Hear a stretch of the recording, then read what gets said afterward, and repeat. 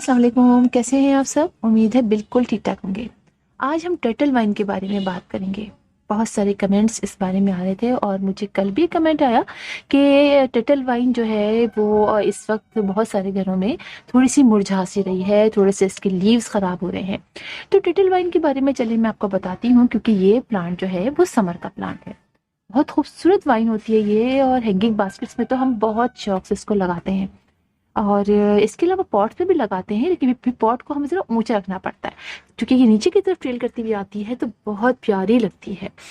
टिटल wine जो है वो एक सेकुलेंट प्लांट है, और इसकी केयर हमें ऐसे ही करनी पड़ती है जैसे सेकुलेंट की करते हैं। यानी ये कि इसकी मिट्टी जो है हम बहुत अच्छी वेल्डेन बनाते हैं, और मिट्टी जब हम वेल्डेन बनाते हैं तो फिर इसको हल्का हल्का सा हम गर्मियों में मॉइस्ट रखते हैं, क्योंकि ये प्लांट एक शैलो रूटेड प्लांट होता है। अच्छा, वैसे तो देखिए मैंने इसको इतने बड़े पॉट में लगाया हुआ है। इसकी वजह ये है कि ये मैंने लगाया नहीं है, ये ऊपर से टूट के गिरी, और इस पॉट के अंदर कुछ इसकी ब्रांचेस गिरी, क्योंकि ये गिर जाती है। जब बहुत लंबी लंबी हो जाती है तो इसके नीचे से ये कट टूट जाती है, टूट के कहीं भी गिर जाती है। और जब गिरती है तो जनाब उसी पॉट में ये बहुत ईजिली लग जाती है, यानी हमें इसको लगाना स्पेशली नहीं पड़ता है। तो ये मेरे पॉट में ऐसे लग गई। वैसे अमूमन इसको छोटे पॉट में जब हम लगाते हैं, क्योंकि इसको ये सेकुलेंट प्लांट है, इसको बहुत ज़्यादा पानी की ज़रूरत नहीं होती है। हर वक्त इसकी मिट्टी अगर मॉइस्ट रहती है तब भी है, मतलब हर वक्त गीली रहे, मॉइस्ट हल्की की रहे तो कोई मसला नहीं होता। लेकिन अगर बड़ा पॉट होता है तो मिट्टी अक्सर गीली रह जाती है। तो फिर होता ये है कि बहुत ज़्यादा हम ऊपर से देखते हैं कि हाँ भाई मिट्टी खुश्क के पानी डाल देते हैं, लेकिन नीचे बहुत गर्म गीली होती है मिट्टी। तो फिर मेरा प्लांट जो है वो इतना अच्छा ग्रो नहीं करता। लिहाजा इसको शैलो, चूंकि ये शैलो रूटेड वाइन होती है, इसलिए इसको हम छोटे पॉट में लगाते हैं। जैसे कि मैंने आपको बताया खुद ही गिर गई थी, तो फिर मैंने इसको लगाया दिया, लेकिन बड़ा प्यारी लग रही है। मैं इसको हैंगिंग बास्केट्स में लगाऊंगी। और इसी तरह देखिए आप, मेरे यहाँ पर भी ये लगी हुई गिर गई, यहाँ भी गिर गई, तो बहुत ईजिली ये लग जाती है।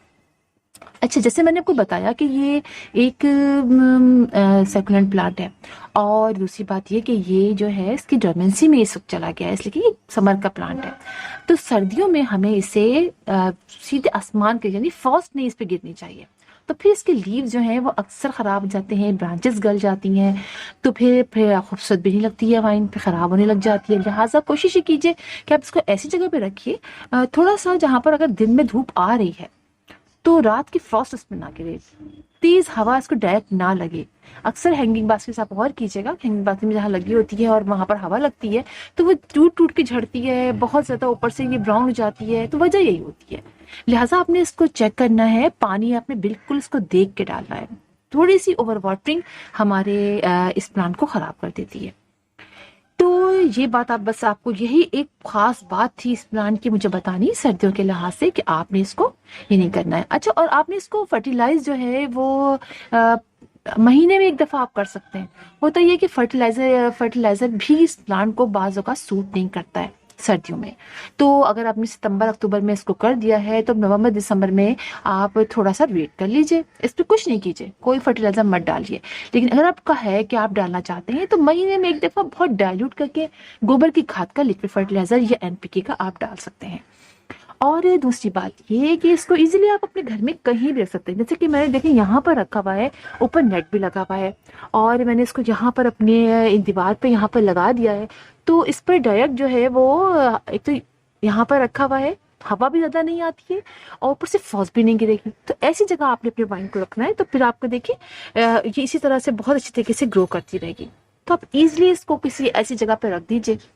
और बस यही ख़ास इसकी बात थी अगर सर्दियों के लिहाज से, कि पानी नहीं डालना है आपने इसको, बहुत ज़्यादा हवा डायरेक्ट ना लगे, बस आपने ये केयर करना है। इस प्लांट को आप विंडो पे भी रख सकते हैं, जैसा कि मैंने इसको विंडो पे रखा हुआ है, ताकि विंडो पे इसकी मतलब इसको हवा ना लगे। खिड़की से भी इसको ऐसे आती है, डायरेक्ट सनलाइट भी नहीं इसको मिलेगी। और बहुत अच्छी देखिए इसमें इसकी ग्रोथ हो रही है, और बिल्कुल भी एक शायद दो लीव जरा से नीचे एक दो सूखे हैं, लेकिन इनकी ग्रोथ माशाल्लाह से बहुत अच्छी हो रही है। तो आप भी ऐसे ही कर सकते हैं, अपने प्लांट को किसी ऐसी जगह पे रखिए।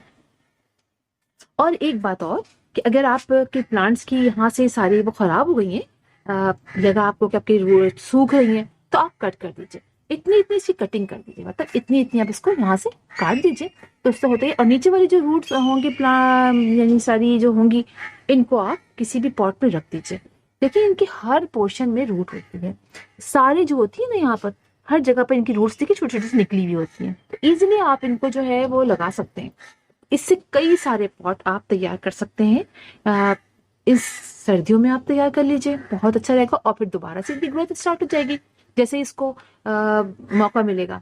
आइए आपको दिखाती हूँ, इसके छोटे से छोटे पॉट पे भी आप लगा लेते हैं तो बहुत अच्छा ये ग्रो करता है। मेरे एक छोटे से ही प्लांटर में लगा हुआ है और वो प्लांटर भी बहुत क्यूट लग रहा है। ये देखिए, ये मेरे एक छोटे से प्लांटर में लगा हुआ है और ये मैंने प्लास्टिक की बोतल का नीचे से काट के ये लगाया है, और आप देखिए उसमें इसकी ग्रोथ बहुत अच्छी हो रही है और बहुत अच्छे तरीके से मेरा ये प्लांटर में ये बढ़ रहा है। तो आप इसको छोटे से प्लांटर में लगाएंगे तो ये ज़्यादा अच्छा इसकी ग्रोथ होगी, इसलिए कि ये शैलो रूटेड प्लांट है। और पानी भी आपने चक्के के डालना, मट्टी आपने इसकी बहुत अच्छी बनानी है, यानी ये कि आपने इसमें सैंड की मिकदार ज़्यादा रखनी है। सैंड ले लीजिए, कि अपने गार्डन की सॉइल ले लीजिए, और कोई सा भी फर्टिलाइज़र ले लीजिए, अगर कंपोस्ट ले लीजिए या आप गोबर की खाद ले लीजिए, वर्मी कंपोस्ट ले लीजिए, और आप उसको इस तरह के छोटे छोटे प्लांटर्स में भी बना के आप ईजिली लगा सकते हैं। तो फिर इंशाल्लाह आप लोगों से मुलाकात होगी किसी और वीडियो में किसी और टॉपिक के साथ। तब तक के लिए अल्लाह हाफिज़।